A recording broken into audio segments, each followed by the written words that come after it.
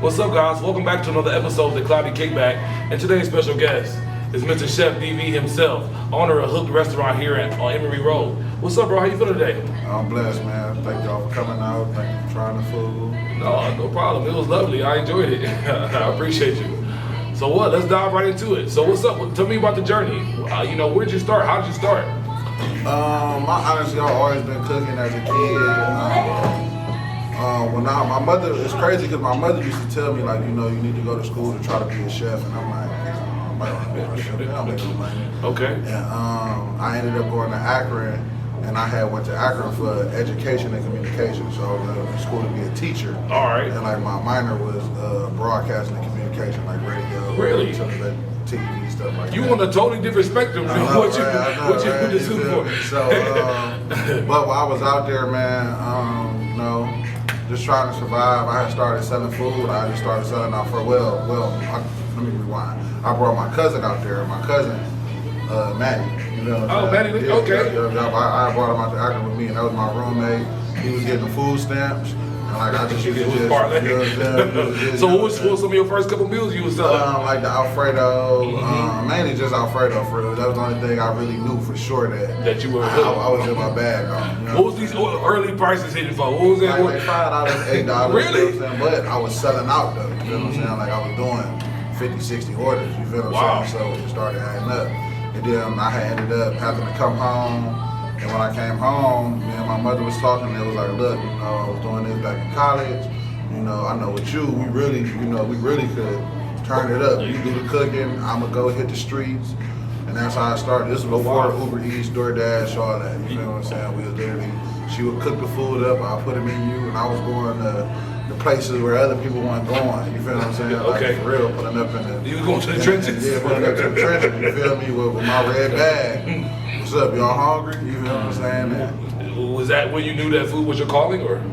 Yeah, because it was able to keep me out the way, but still keep me in the way, still keep me relevant. You know what I'm saying? But you gotta be a hustler at the end of the day. That's entrepreneurship. Oh yeah, for sure. You gotta adapt. You feel what I'm saying? I seen that one avenue wasn't working, and the other avenues that was working was ending.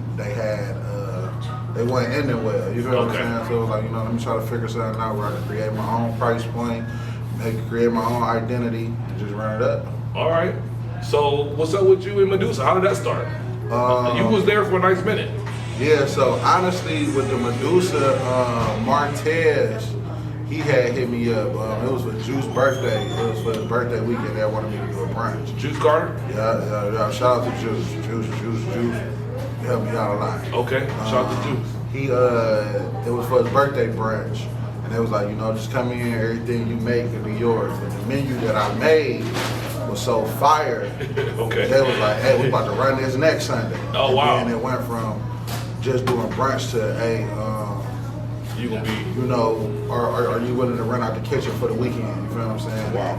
He was literally, basically just giving it to me for Friday, Saturday, my brunch on Sunday. Damn, that's hard. Yeah, was that one of the major breaks that you had, or? Hell yeah, I had the Medusa doing All-Star Weekend. Oh shit. Okay, so like, damn. That right there was like different. I mean, shit, you probably had to triple up your order during then, didn't you? No, honestly, I had Captivate too. So I didn't realize that. Yeah, wow. Yeah. So I had Captivate before I had Medusa. I didn't know that. Okay. I had bought Captivate. You bought? I mean, not bought. I was about to say, hold on, what? I bought the kitchen. Okay. Like, I bought the kitchen portion from Twine. Shit, I got in there, fixed it up, changed the narrative on there. You feel what I'm saying? Captivate had my dude Mike was promoting. And Ricky Rose, Rose was Ron Rose, okay. Yeah, they was promoting. Was that around the same time? Yeah, that was in that little area where that little trans, but it was more so like in the like a rap event space. You feel what I'm saying? Like they wasn't known for having food. You feel what I'm saying? So when I got down there, started creating food forward events like the trap bingo and the trap dinners. You know what I'm saying? Like, so that's where your broadcasting came in at, huh? He a marketer on the low. Oh yeah, for sure. I definitely know how to get in the people's face. Okay. And that's what helped me get to where I'm at now, just remaining relevant, being in people's face being a familiar face, because like Cleveland a popularity contest. It is. You know I wish I had my soundboard. Nigga, like, it is, bro. Yeah, for real. So it's like, you know what I'm saying? So as long as the next person could be like, oh yeah, I had him, or yeah, I booked him to do this, the next person gonna be like, oh well, I gotta book him, but I gotta do this, da. So, you know, it's just about knowing and adapting. So what would you say about your fans, your attraction? I mean, I'm saying like the people, your followers. You know what I mean? You got a lot. You got like what, over 22,000 people that can, you know, that's following your page. How did they come about? Your loyal, you know, subscribers. Man, honestly, bro, like I said, bro, just really just seeing me, just seeing the growth. You know what I'm saying? Like I said, I was one of the ones that really got out here and was really selling dinners, really getting into people's faces before. So it was popular. You know what I'm saying? Like, you know, I was selling wraps. I was going to the beauty shop selling wraps, fruit bowls. Okay.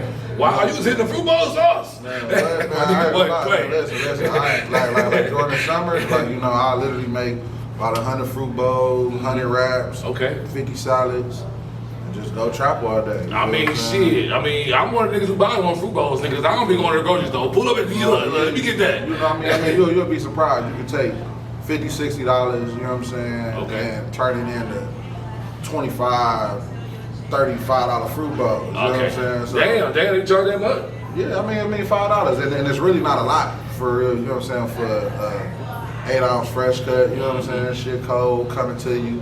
You know what I'm saying? It's a convenience thing. Agreed. You know what I'm saying? So, you know. And, all right. So, how did you get the name The Lamb Dealer? Man, cause at the time, lamb chops was popular, but like a lot of people really wasn't doing them. You know what I'm saying? Okay. Like I had figured out a recipe to where, like for my catering, this one I was getting booked crazy for my caterer. I was doing like 3-4 caterings a weekend. You know what I'm saying? Wow. And everybody wanted the lamb chops. You know what I'm saying? They like, I had your lamb chops at the last party, or I had them here. You know what I'm saying? And I need to bitches rotate. You feel me? You be grilling them? I only had them grilled before. I've never had them any other way. So here at Hooked, you can get them grilled, you can get them fried. Wow. My fried lamb chops literally is top tier. I won the Taste of Black Cleveland with them last year. Oh shit. Yeah. Last year I was the winner. I took home first place for the carry-out portion of the restaurant. Okay. I did the catfish po' boy. Okay. Which is our catfish sandwich on a hoagie bun, come with lettuce, tomato, onion, pickles, our house sauce with that catfish that you had. You had the crunch on it. You know what I'm saying? and then I did the fried lamb chops with some coleslaw. Okay. Fried lamb chops. I'm about to try them out. Yeah, it's like a no pork chop. That's what no pork chop. Okay. Because I be fucking pork chops up. So I got a question. I saw on Instagram they be frying ribs up. Would you ever fry some ribs up? I feel like, honestly, I feel like that's like what's it? You know, it's like a heart attack waiting to happen. You know what I'm saying? That's like taking a donut, refrying that. You feel me? Like, nasty work. You feel me? But I have tried it. You feel what I'm saying? It's not something. Was it bad? I mean, it wasn't bad, but it was not something that I would just be like, I gotta go get this again. You feel what I'm saying? I feel it. I was gonna ask you about DoorDash and all the different apps. When that first came about, did that interrupt your business at all, or does it just make you better? It definitely it made me adapt. You feel what I'm saying? So I went from doing overall day-to-day sales to just doing pop-ups. You feel what I'm saying? That's when I created like the DV to Go mobile cater, where I come up, create a kitchen anywhere you at. You feel what I'm saying? Literally creating the mobile catering vibe. So I started doing like the live hibachi cooking and the live pasta bars and stuff like that. Just trying to stay ahead of the curve and still being able to be trendy and still being able to be profitable. You know what I'm saying? Okay. Was there ever a moment where you felt like, hey, I might want to give up on the journey, or? Hell yeah. You know what I'm saying? Doing this, I felt like I wanted to give up. When I first got it, you know, like 3-4 months in, like, you know, just dealing with the overall pressures of just having a restaurant, because now it's not like, it's not just you know what I'm saying? You got 14, 15 other employees, and they got 15 different sets of problems, you know what I'm saying? So, and ultimately, like, their problems become your problems, because their way of life ain't all the way good at home, it's gonna affect them how they come to work in here. They ain't gonna come to work. They call off. So, you know, it was just like in those things that you really like nobody teaches you them. You know what I'm saying? Like they're saying you gotta learn through trial and error. You feel what I'm saying? So I'm just thankful that, you know, my team been patient with me, and I got a good team. You feel me? I got my dude Calvin. That's my partner in this. I'll be able to call him and holler at him, pick his brains. Like, you know, he just kind of be helping me coach through the emotions. You feel me? He don't hold my hand, but he just know, like, you know, I know, like, you know, if I'm going through something, I call him and he'll be able to help me relate to figure it out. You know what I'm saying? Okay. Well, I know we were speaking earlier. You said that you hire a lot of people that you know you're familiar with, family, or someone of the such. Have you ever had to fire someone that you were close to? Yeah. You fire people. Listen, at the end of the day, it's family, but it's business. You know what I'm saying? If it's family, you know me. You know my temperament. You know my heart. You know I'm gonna give you 1,003 chances. But once it's over with, it's over. Wow. You know what I'm saying? So, and you know, and I understand life happens. You feel what I'm saying? So I ain't the person to be like, oh, you was late 2 times, you out of here. You know what I'm saying? Okay. Like, no, you could be late. I'm gonna talk to you like, look, you know, this was going on. It's affecting other people. Right. Woo. Because a lot of times it don't even be that you're being late. It's the trickle down effect. That Yes. What's going on? You know, You messing other people's schedules up. I work overnight, so when it's time for me to go, you better be here. You better be here, baby, because I'm ready to go, baby. So, give me one of the craziest customer stories you've had here at Hook.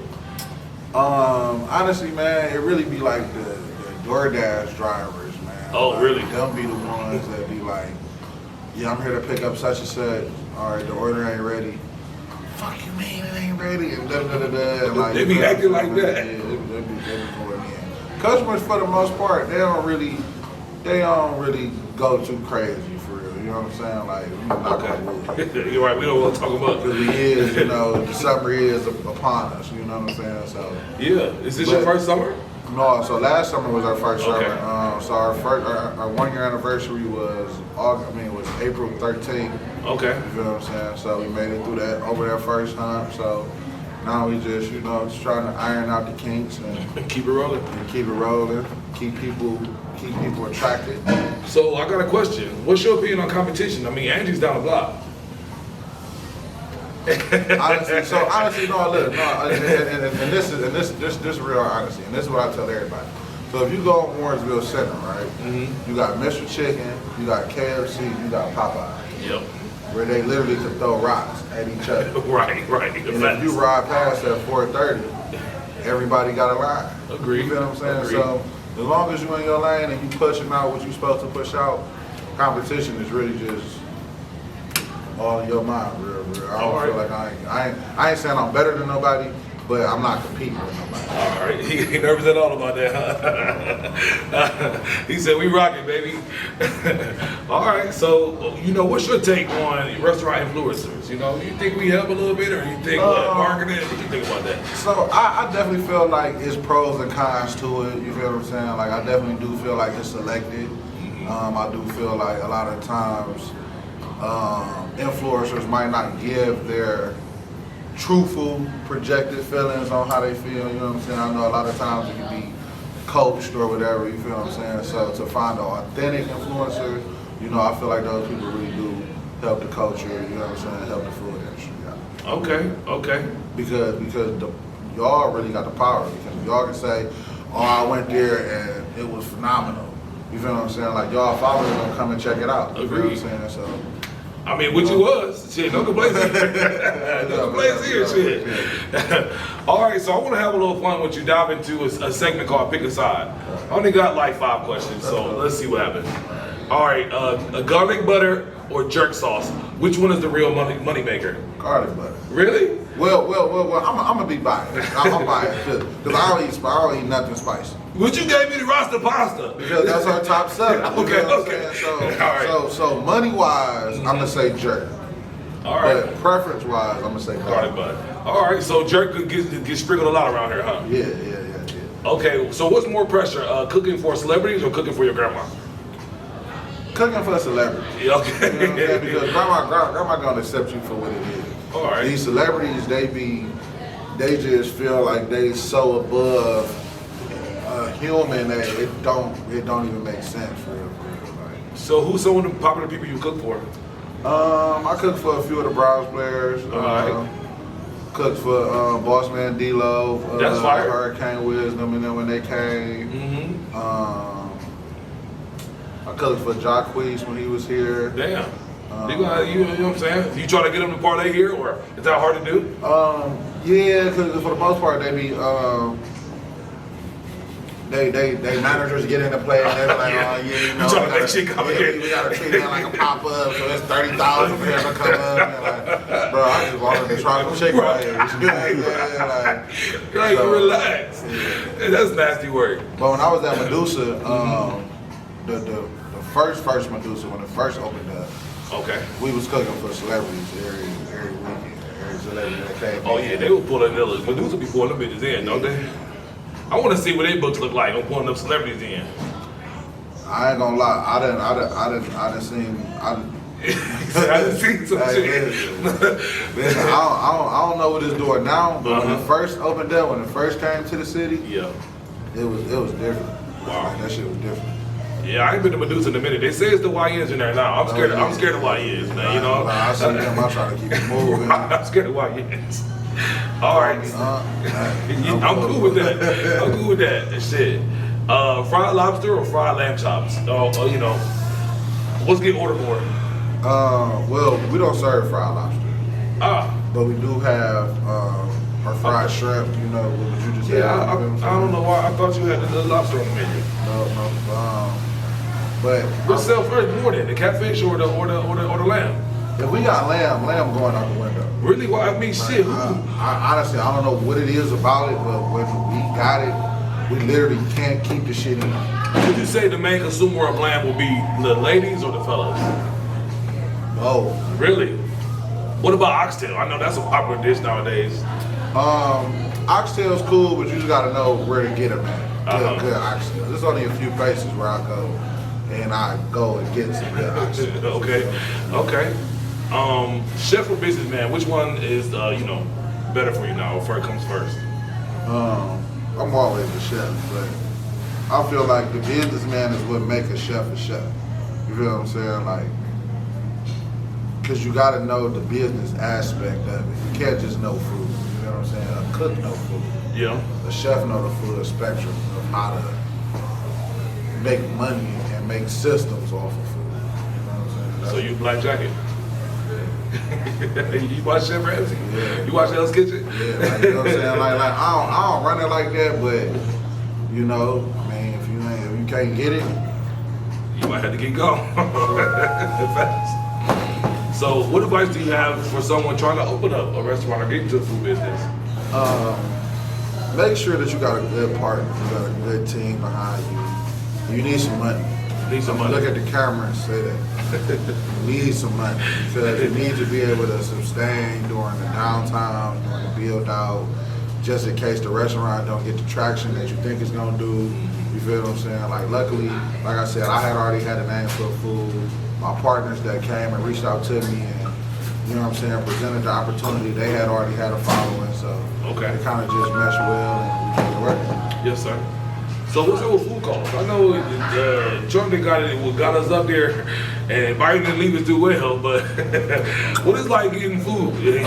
So I mean, the food cost definitely has jumped up drastically. Like when we first started, we was getting a case of chicken wings for like $56, $53. Now they like $78, $88. At one point in time, it was like $140. Damn. And like these is prices that we really can't like. So I can't change my menu price every time. Right, something fluctuates. Every time something fluctuates. So that's a price that most consumers have to just eat up. You feel what I'm saying? And like in a lot of restaurants, they fail because of their food costs. They not processing their food right. They don't know how to properly price their menu item, or their top menu item costing them $15, $20 to make. And they selling it for what, 22? Yeah, and they selling it for $28, Yeah, right, okay. $30, trying to not scare away your your customers. You know what I'm saying? Well, I mean, I just want to shout you out. You know, when you're a boss, you got to pay the cost. And when you pay the cost, you get yourself a big boy rollie. So what's up? What's up? You know, I done looked down at the rollie chat like 7 times. What's up? This little gift to yourself, little gift to yourself. Yeah, this was something, honestly, I have been telling my partners and my fiance, like, yo, you know, I want me a rollie, I want me a rollie. So for my 1-year anniversary, you all chipped in the pot, you know what I'm saying? All right. You know. Ain't copped out, huh? Hey, that bitch nice, Jay, it's nice. I'm a connoisseur, me. You hear me? So I gotta shout it out when it's ready, you hear me? I appreciate it. You got it, G. So DB, how did Hook come about?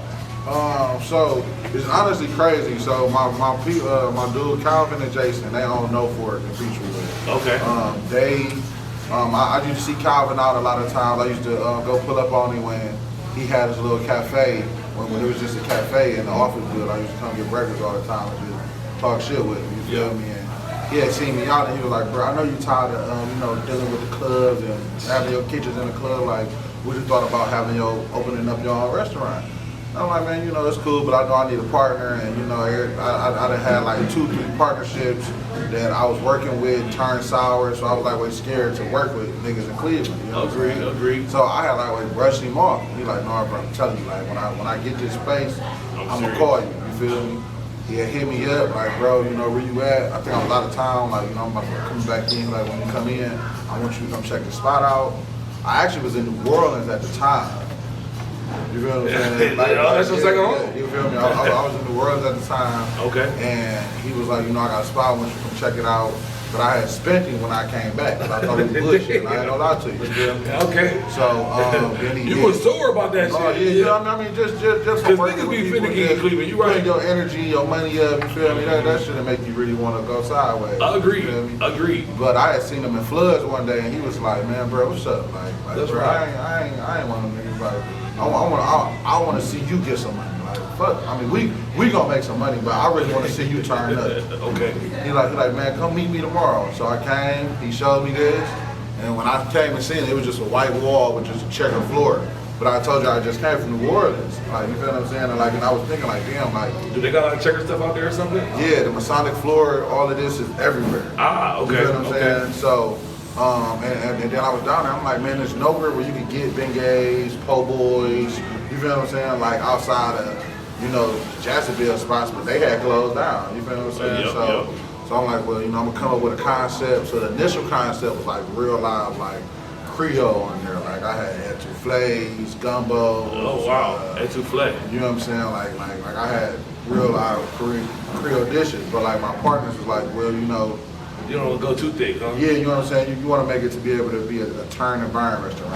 And like, when we say turn and burn, I'm just saying that where I could come and teach you, show you the recipes, and within 3 or 4 days, you'll be able to fly. Okay. Knock it out. You feel what I'm saying? Where it ain't really no. Because it's too fast.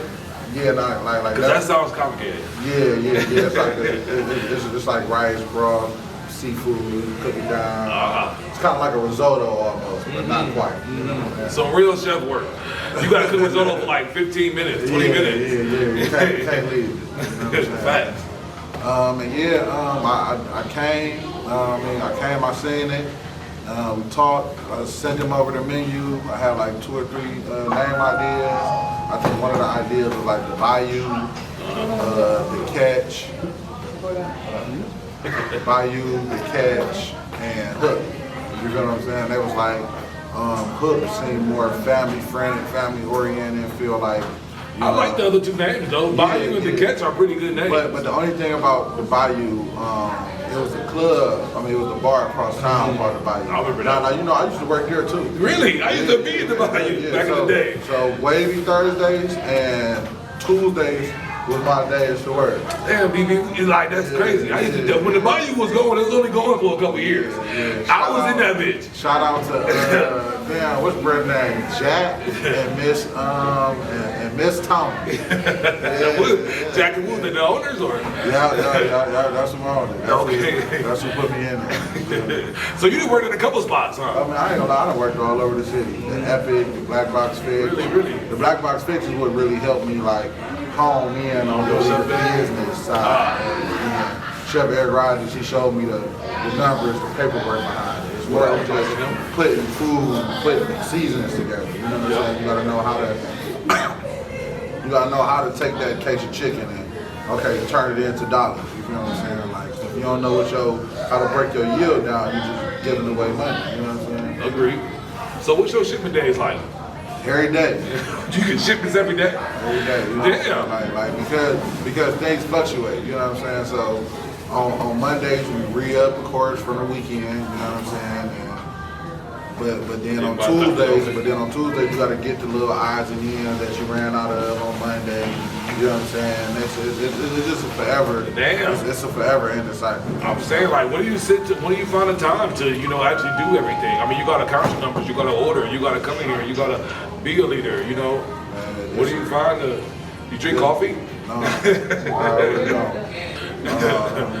Man, you just gotta be dedicated, man. You feel me? And once you start, you feel what I'm saying? Like this is something that you know jumping into it. You feel what I'm saying? That's like when you get into a relationship, you know, like, all right, I can't be outside all night. I can't do this, I can't do that. That's the same thing with this. Like, I know what I signed up for. You know what I'm saying? I know that this is 24/7 beats until you're able to get it to just be self-floating. And even then, it's still the 24/7 beats because the moment you step away, that's where things start to diminish, quality fall, and you feel what I'm saying? Me being active, me being here, it gives them an incentive to make sure that everything is being held to my standard, not theirs.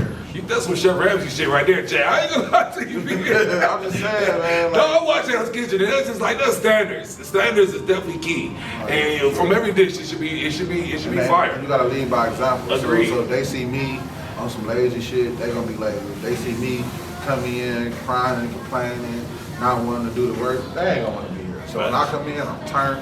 It could be 1,000 tickets on the board. That ticket machine don't print out fast enough to put me behind. Okay. You feel me? And and I just try to do that so when they get hit with a wave, it's not like, oh God, we got 20 tickets on the board. It's like, man, that shit ain't shit. Right, 10 catfish dinners, 3 rosters, 4 da-da-da-da-da-da. It's working, Chef. You feel me? So this is about building system, man, confidence. So, I mean, what's next for DB and Hook? I mean, are you trying to get another location? Or would you open up the volume or the catch? I'm definitely not opposed to opening up another Hook. If I would definitely try to open up one on like the west side somewhere. Okay, all the way to the west. Okay. Either like the west side or like out like Aurora or somewhere like that. Aurora? Yeah, really? Because I was riding around out there just doing some scouting. It's really untapped out there. You feel what I'm saying?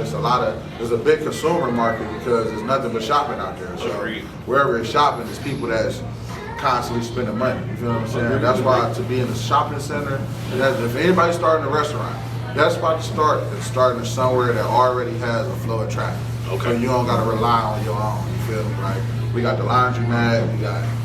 Y'all got the smoke shop, you feel what I'm saying? So y'all got general traffic, definitely. You feel what I'm saying? Like this parking lot do 300-400 people a day anyway. You feel what I'm saying? So, do you ever be at Bar? No. Do you ever be at Bar? Bar is Bobby. I used to, when I stayed in Warrensville on Wofford, I used to be at Bar. That's what you call it? No, that's the name of it. I call it Bar Chad. I don't really mess with them for real. I ain't gonna lie to you, man. I really been trying to stay away from these up the way bars, man. Okay. They'll be doing you right. They don't. They're a little choppy. So, would you ever venture into selling liquor, or? Yeah. So honestly, my next venture that I'm working on is like an elevated sports bar type situation. Okay. You feel me? Keep our fingers crossed on that. I got them crossed on both hands. And hopefully that's a vibe that I can bring back to the city. Okay. Somewhere they can come. Like what? Give me like a example of an elevated sports bar. Like a Champs? Champs mixed with, you remember, so I want to take the flow of like, you remember Stats? Stats? S-T-A-T? Yeah, back in the day. Oh, wow. Shit, nah. It was right there. You hit the Stats? Nah, I ain't never been. I've been to... So it was fire in there. You feel what I'm saying? It was like a sports bar, but like, it was like an elevated sports bar for us. Okay. So I'm trying to do like, bring back some of the same kind of nostalgic feel. You gonna get some casino shit going on over there? If I can get like some FanDuel licensing and betting and shit, that's something I definitely will look into. Because it's not hard. You feel what I'm saying? They definitely giving them out. Oh, I didn't know that. Okay. Yeah, you feel? Honestly, man, it's all just a licensing thing. You feel what I'm saying? As long as you're willing to pay that paper to get that paper, then they'll let you in. They'll let you in. You feel me? Same thing with the dispensaries right now. You feel me? Them boys getting taken down recently. Yeah. I mean, honestly, because they didn't go the proper route. Facts. You know what I'm saying? Like they went through the loopholes. Went the hot boy route. Yeah. I'm sorry. R&B Bakehouse. So RP a lot of them. Yeah, RP a lot of them. Facts. My one boy just moved back to Houston off this shit. I'm like, damn. Yeah, they getting that too. So anytime mobile testing. Yeah. Give me hip. So that right there was an idea I seen on Instagram. I sent it to my fiance, and literally like 6-7 hours later, she sent me a whole business plan, concept, marketing strategy, what we needed to order, who we needed to contact, how we get contracts. Yo, lady a G. No, yeah. She get busy. Like her name saved in my phone is Boss Lady. Okay. So, like she really good. Like I come up with the ideas and shit, and she able to format them, make them make sense, make them work. You feel me? And all right. Put it down. And she the wind at your back.